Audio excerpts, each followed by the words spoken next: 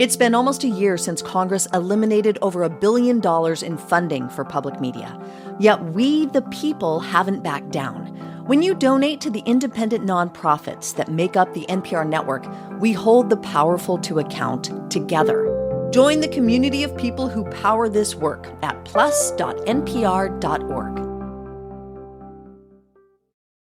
Just a heads up, in this episode, a former president curses a few times. This is Planet Money from NPR. Secretly recorded audio from the White House. Specifically, 1,527 hours of secretly recorded audio. Yeah, by 2004, 1,500 hours of Oval Office visits, cabinet meetings, phone calls were now available for the public to listen to. The full, unfiltered dump of the Nixon tapes. Do you remember where you heard the announcement? It was on the news. This is economist Burton Abrams. It was probably a newscast that talked about the Nixon tapes. And I said, this is what I've been waiting for. Because obviously everyone wants to know about the dirty details, Watergate, the nonsense, the corruption. Well, everyone else was interested in Watergate. I was interested in monetary policy. Popular man, I bet you were. Yeah, see, ever since Burton Abrams was just a grad school whippersnapper, he had hoped that the Nixon tapes might solve a mystery that he'd been somewhat obsessed with, a mystery that begins with a famous economist named Arthur Burns. Arthur Burns had a reputation of being an extremely cautious monetary economist who had written a book called Prosperity Without Inflation. Prosperity Without Inflation. Burns discussed how inflation was caused by too much money flowing through the economy, too much money chasing too few goods. And in 1969, Richard Nixon appointed Burns chairman of the Federal Reserve. And then Burns did things at the Fed that frankly seemed like letting too much money flow through the economy and chase too few goods. And all of a sudden, we get the worst decade of inflation probably in U.S. history. And the question I had was, why did he do that? Why did he abandon his prosperity without inflation ideas? And did Nixon play a role in that? At the heart of Burton's question was this thing you may hear about from time to time, Fed independence. This is the idea that the Federal Reserve, our central bank, is too important to be a political tool and must be left alone to do what's best for the economy. So Burton Abrams' mystery was, did Richard Nixon use his power to bully Fed Chair Arthur Burns into doing things that helped Nixon in the short term but caused huge problems in the long term? And then if so, how did Nixon do it? Like literally, were there recordings of him doing it buried somewhere in the 1,500 hours of now released recordings? So I almost immediately headed down to Washington, D.C. from Delaware. Really? Like immediately? Yes. What Burton's quest uncovered would show why Nixon and Burns is the cautionary tale about Fed independence. Hello and welcome to Planet Money. I'm Kenny Malone. And I'm Mary Childs. A scandal like Watergate, well, that's the kind of thing they make movies about. Burglars, informants, etc. Today on the show, one economist's quest through the Nixon tapes to find proof of Fedgate. Yeah, Fedgate. It is the story of Richard Nixon and his Fed chair. It's more subtle than Watergate. It is more about monetary policy, but arguably had way bigger implications.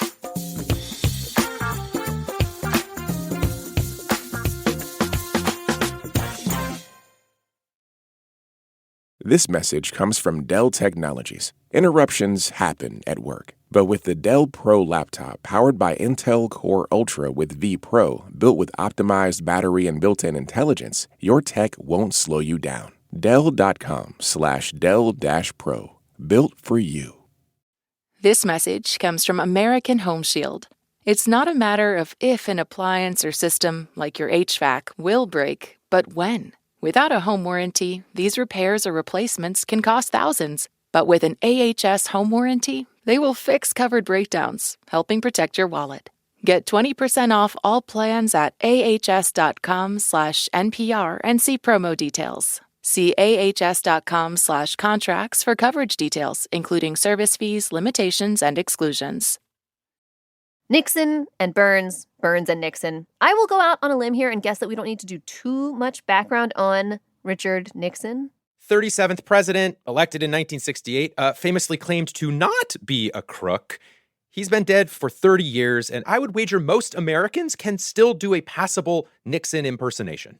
Do you have in your repertoire like a Nixon impression that you could do? Pretend I'm Richard Nixon. Yeah. Full disclosure, it did take a little convincing, but of course our intrepid economist Burton Abrams can do a Nixon. Well, Nixon would have said, Arthur, goose the money supply. The economy needs to be rolling. Yeah, you had it. See? Pretty good. Now, our other main historical figure today, Arthur Burns, leading expert on monetary policy at the time, taught at Columbia, died in 1987. Obviously far less well-known than Nixon. I'm sure you could do an Arthur Burns impression. We wouldn't know if it was good or not. Yeah. But if you were casting Arthur Burns in a movie, who would you have play Arthur Burns? You have to have white hair. Okay. Spectacles, and a pipe. Okay. Apparently, Burns would use the pipe to emphasize statements that he was making. Oh, how does that work? When he was asked a question, he would take time to restuff the pipe, make it more dramatic before he spoke. So that's a good trick. So, yeah, Burns and Nixon, Nixon and Burns. And our Nixon-Burns story begins before either of them had fully ascended to power. This was back around 1960. Nixon was vice president at the time to Eisenhower. Arthur Burns had been a member of Ike's Economic Council and noticed that the economy was slipping into a recession. Unemployment was rising a little, and Burns actually went to then VP Nixon and said, this is going to be a problem for your upcoming presidential campaign, Dick, the one against JFK. Vice President Nixon then took that advice to President Eisenhower and essentially said, we need fiscal stimulus. We need expansionary monetary policy. Eisenhower, to his credit, said, there's no way we're going to do that. Unless we have evidence that the economy is entering into a severe recession, we're not going to manipulate the economy for political gain. Nixon was very upset by this, lost the election, and said that's not going to happen again. Eisenhower and his economic advisors were upholding the tenet of Fed independence.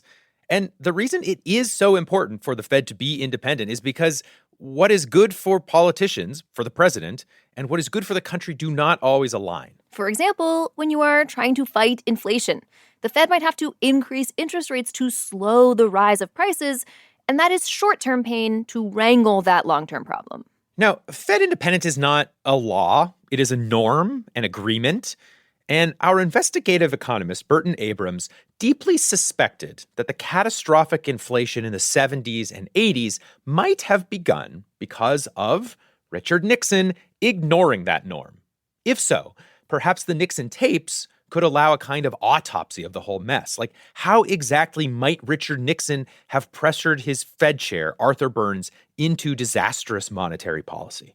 So, in 2004, shortly after the Nixon tapes became widely available, imagine our economist, Burton Abrams, speeding, or driving sensibly, your choice, down I-95. He is headed from Delaware, where he is a professor, to College Park, Maryland, just outside D.C. He has an appointment at the National Archives to start listening and investigating.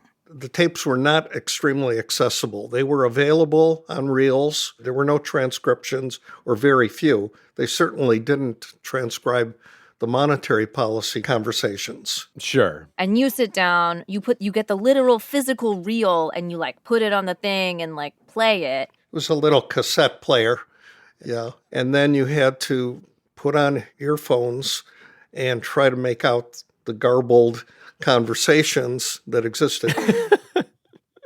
Yeah. So the first thing you learn the instant you listen to the Nixon tapes is that they are very often very hard to understand.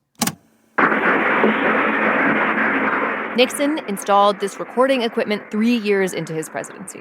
Why did Nixon install this recording equipment 3 years into his presidency? Well, it's a good question. Nixon was a famously paranoid president and wanted exact documentation of his conversations so no one misconstrued what he said. But yeah, it's an odd choice for sure. I wouldn't do it personally. But he had the Secret Service install the recording equipment, and this is the very first Nixon tape. It's a recording of a meeting in the White House cabinet room. You can hear how people are really far away from the microphone, and plus there are all kinds of unidentifiable noises.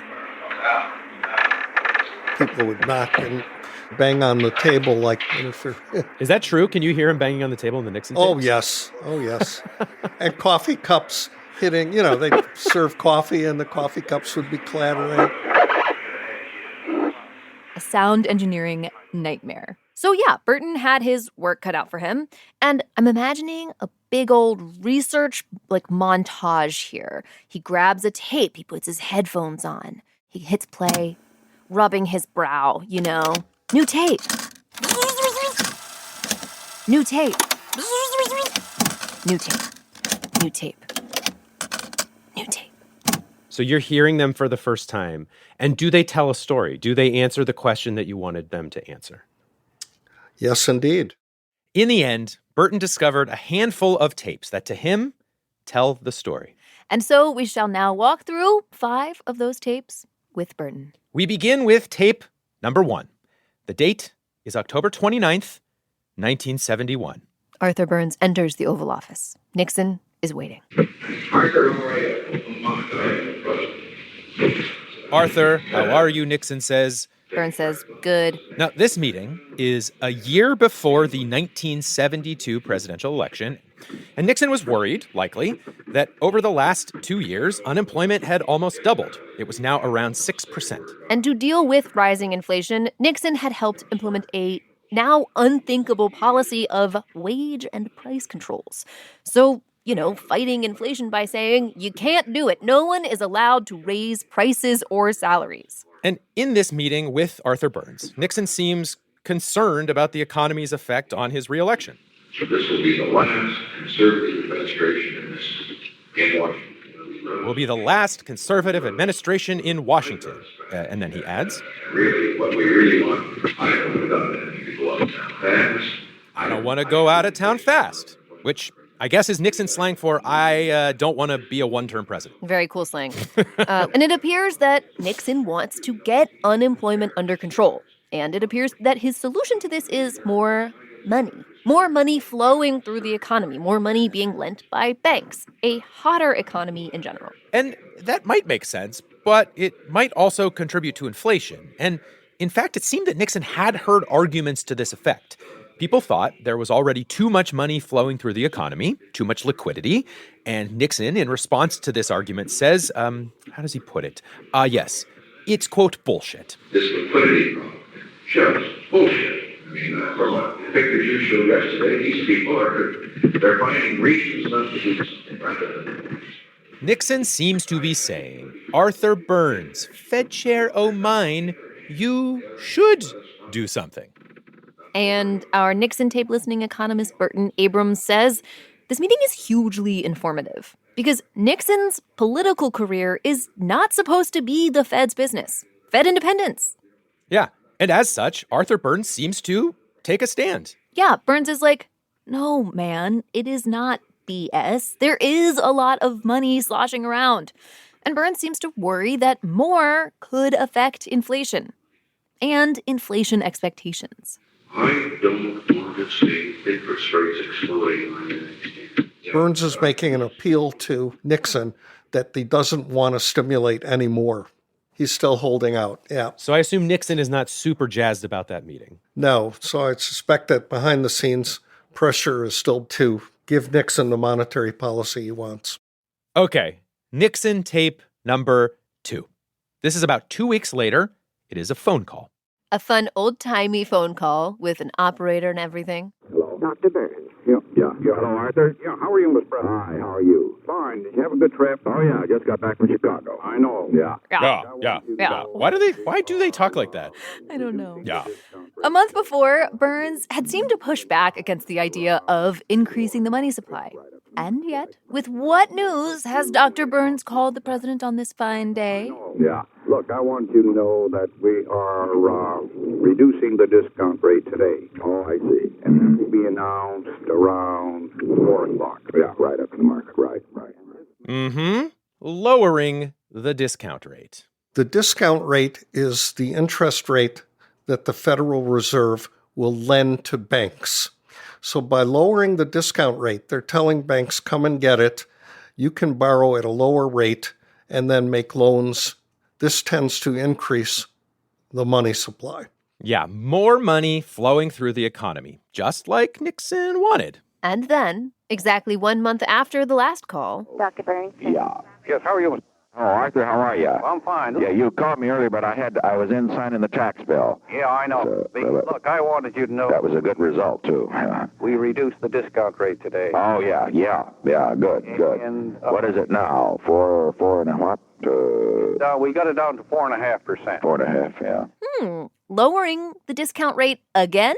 It's more expansionary policy. Flooding the banks even more. And do we know why Burns was willing to do this?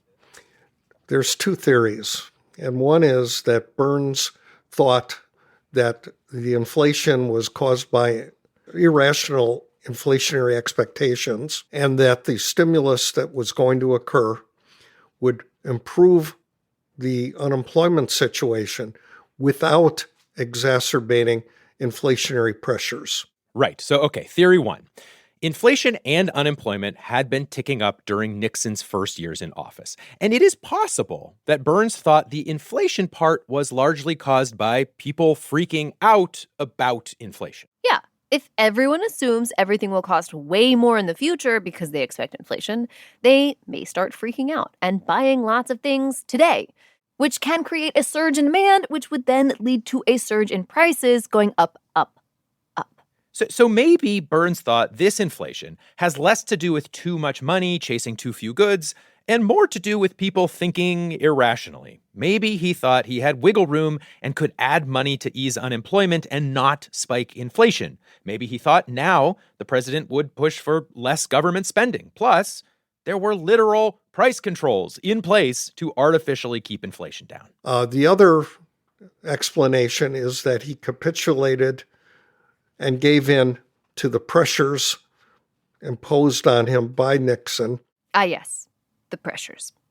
Which brings us to our next Nixon tape, Christmas Eve, 1971. The election is less than a year away. Hello? Mr. President. I thought you were taking off today. Well, I'm at home right now. Great. Now, this Christmas Eve phone call is, I think, one of the most damning that Burton found. Nixon is on the phone with one of his cabinet members named George Shultz. And we're just going to let this play for a bit. You're going to hear Nixon speak first. You feel as far as Arthur on money supply, we've got that about as far as we can turn it right now, have we? I mean, as far as my influence on him, that's what I'm really asking. Yeah. Well, he said that they voted to increase it. I know. And he said, what was his words? He says... he said, and I'm on the line on that. I'm on the line. That it increased, and that's what he said. I put that in my little note. All right. Well, you watch it, and then remind me if I have to talk to him again, and I'll do it. Well, I'm sure... Next time, I'll just bring him in. What? I'm sure we'll have to keep after him on it. Yeah. We'll have to keep after him. Next time, I'll just bring him in. This is not Fed independence. No, this is as close to a smoking gun in the tapes as you will find for Fedgate. It lays bare that Nixon thought of the Fed as a tool at his disposal. The regular phone calls, the Oval Office meetings, like none of that, Burton Abrams says, is what an independent Fed looks like. The Federal Reserve should not be treated as a branch of the administration. Are you saying the fact of the meetings alone is troubling? Yes. I see. When you get a personal conversation between the president and the Fed, there's too much possibility for a manipulation to take place.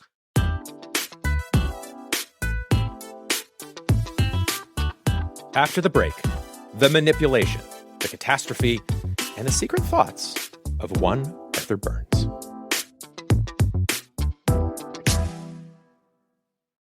This message comes from Dell Technologies. Interruptions happen at work. But with the Dell Pro laptop powered by Intel Core Ultra with V Pro, built with optimized battery and built-in intelligence, your tech won't slow you down. Dell.com/Dell-Pro. Built for you. This message comes from American Home Shield. It's not a matter of if an appliance or system, like your HVAC, will break, but when. Without a home warranty, these repairs or replacements can cost thousands. But with an AHS home warranty, they will fix covered breakdowns, helping protect your wallet. Get 20% off all plans at ahs.com/NPR and see promo details. See ahs.com/contracts for coverage details, including service fees, limitations, and exclusions. President Trump says the ceasefire with Iran is over. This week on Consider This, a former high-ranking U.S. diplomat shares his thoughts on what could happen next. The rulers in Tehran clearly believe they have a stronger will than the United States. I don't think there are any good options. That's this week on Consider This. You can get the full story behind the headlines every afternoon. Listen on the NPR app or wherever you get your podcasts. The day's top headlines, local stories from your community, your next podcast binge listen. You can have it all in one place, your pocket. Download the NPR app today.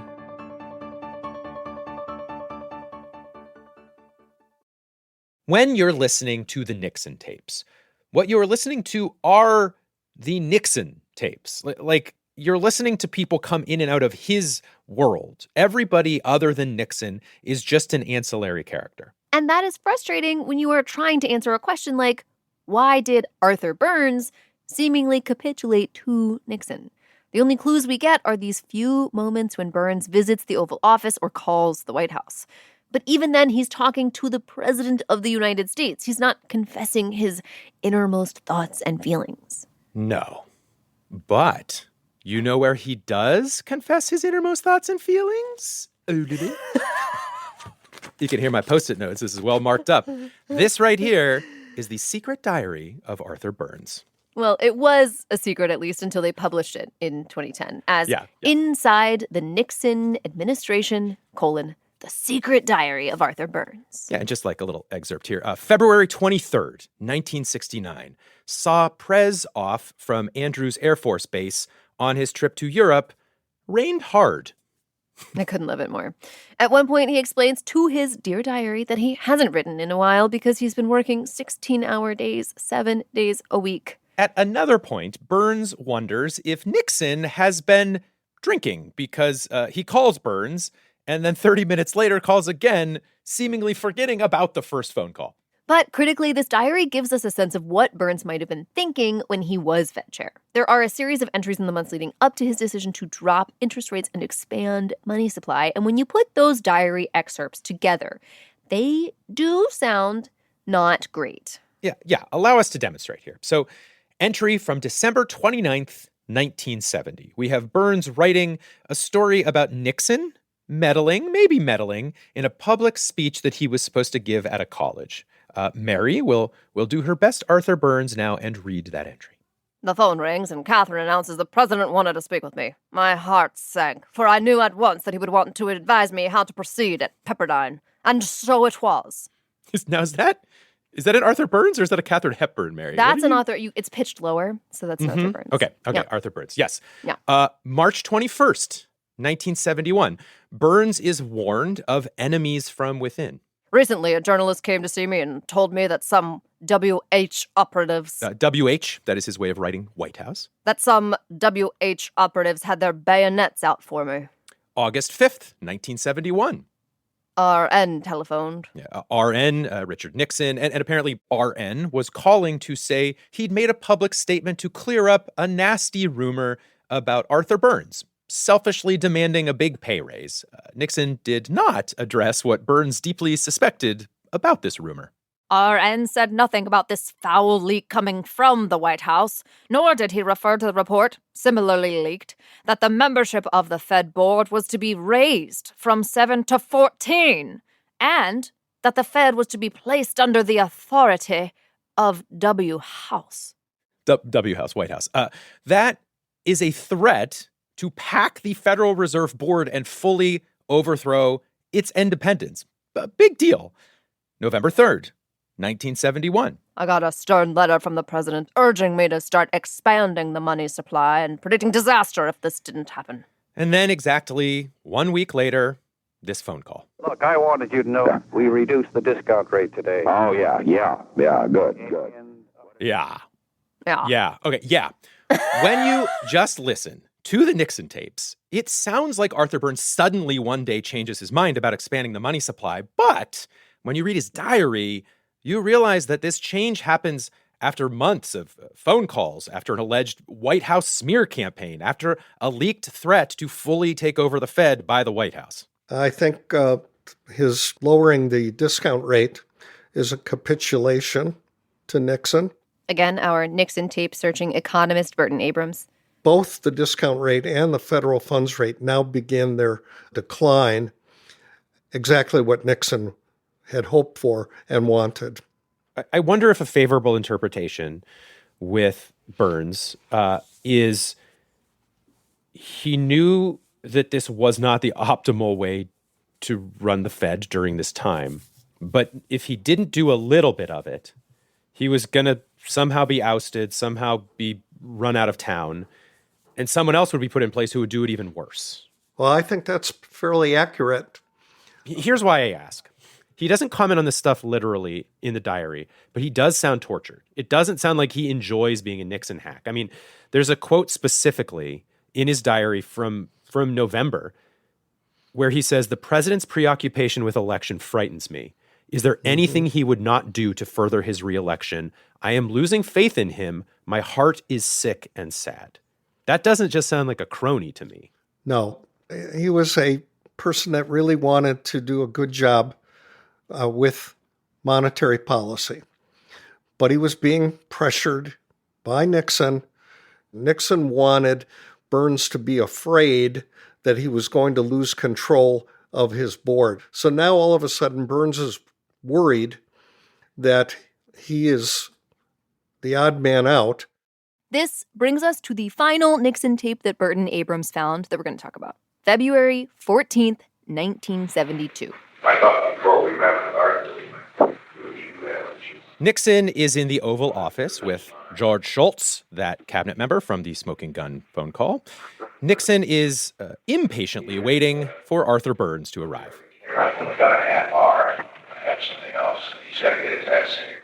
He's got to get his butt in here, but not butt. Picture Nixon and Shultz in the Oval Office preparing for a meeting with Burns. They're fixated on the election. They need a strong economy, and they're kind of panicking that Burns hasn't given it to them.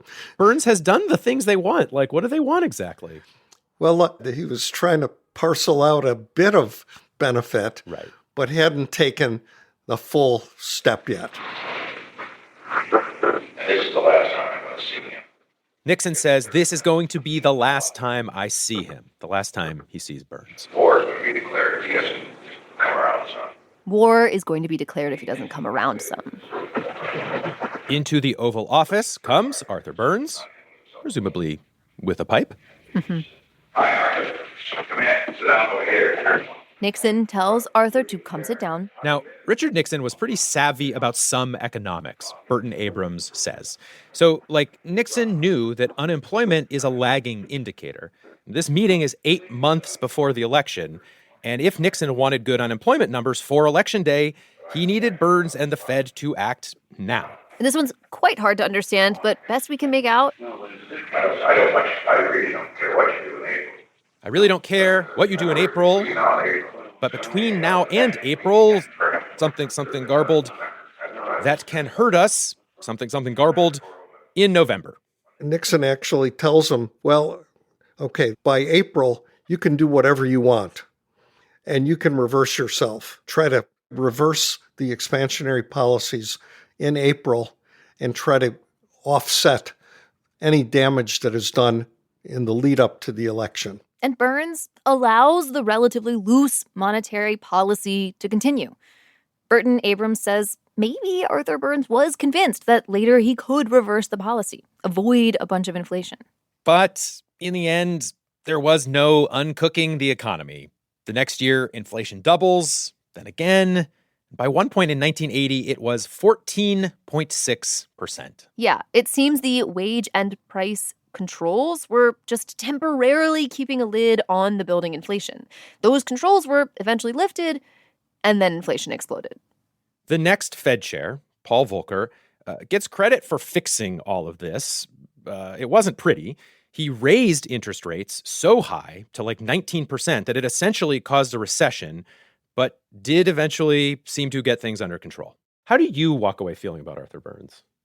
Well, I'm disappointed in Arthur Burns. Unfortunately, as soon as Nixon was reelected, he started looking at the next 2-year election coming, and so kept the pressure on. He could not be stopped. Well, Art, midterms are coming up in 2 years. Better get it moving again. It's a little bizarre because, he won in a landslide in the election. But anyway, I think we could have avoided the 10 years of problems. Burton Abrams took his investigation and wrote the paper, The Bomb Drop, on how Richard Nixon pressured Arthur Burns. It is titled, How Richard Nixon Pressured Arthur Burns. Boom. Evidence from the Nixon tapes. Burton says there are people who will defend Arthur Burns. He is not one of them. Was Burns pressured? Yes. Should he have known better? Also yes. The legacy of Arthur Burns is that he is now shorthand for a failed Fed chair, for a Fed chair susceptible to manipulation. He has been invoked recently with the Trump administration taking over, and Trump having explicitly said he'd like more control over the Fed. You will hear the question, does current Fed Chair Jay Powell want to be an Arthur Burns or a Paul Volcker? Right. Does he want to go down in history as the person who capitulates and does a popular thing now that's really bad in the long run? Or someone who does the hard, unpopular thing, but gets remembered as a hero? I imagine Arthur Burns somewhere taking a long, meaningful inhale on his pipe, thinking.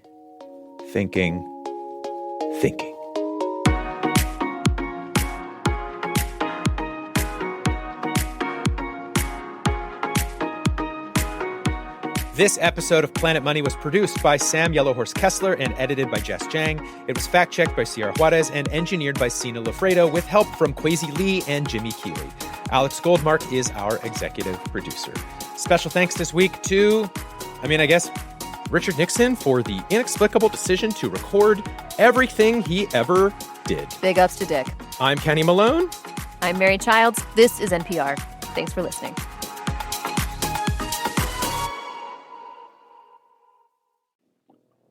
Oh, one other thing. I told John to have put on the White House Theater Monday night the Brian song. I don't know whether you saw it. You probably didn't. But it's an ABC hour-and-a-half movie on Brian Piccolo and Gail Sayer. It's the best thing in race relations that's been done in my memory. And it's a beautiful movie. So be sure to have you, your kids, anybody that are around, go Monday night to the theater to see it. Will you do that? I'll do that. It's really a wonderful movie. Okay. Good. Bye. Bye. This message comes from Mint Mobile. If you're tired of spending hundreds on big wireless bills, bogus fees, and free perks, Mint Mobile is for you. Shop plans at mintmobile.com/switch. Taxes and fees extra. See Mint Mobile for details.